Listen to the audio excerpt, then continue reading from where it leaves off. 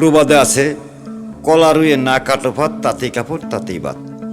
কলা গাছ রোপণ করার পরে তার পাতা কাটা যাবে না, তাহলে ফসল ভালো হবে না। এবং এই কলা গাছ রোপণ করার পরে কলা বিক্রি করে অর্থনৈতিক সমৃদ্ধি ঘটানো যায়। বাংলাদেশে 20 প্রজাতির কলা পাওয়া যায়। তার মধ্যে নরসিংদী সর্বোচ্চ কলা উৎপাদনকারী একটি এলাকা। এখানে কলা গাছ সারিবদ্ধভাবে লাগানো হয় এবং এগুলোকে বাজারে পাইকারি বিক্রি করে বিশাল আকৃতির পাইকারির বাজার নরসিংদীতে।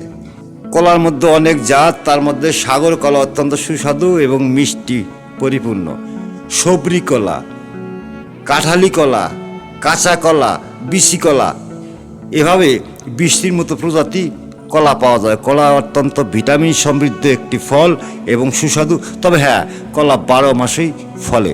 কলা বাগান তৈরি করলে কেউ বিফলে যাবে না, স্বাবলম্বী হতে পারে, বেকারত্ব দূর হবে এবং কলা দিয়ে স্বাবলম্বী হওয়া সম্ভব।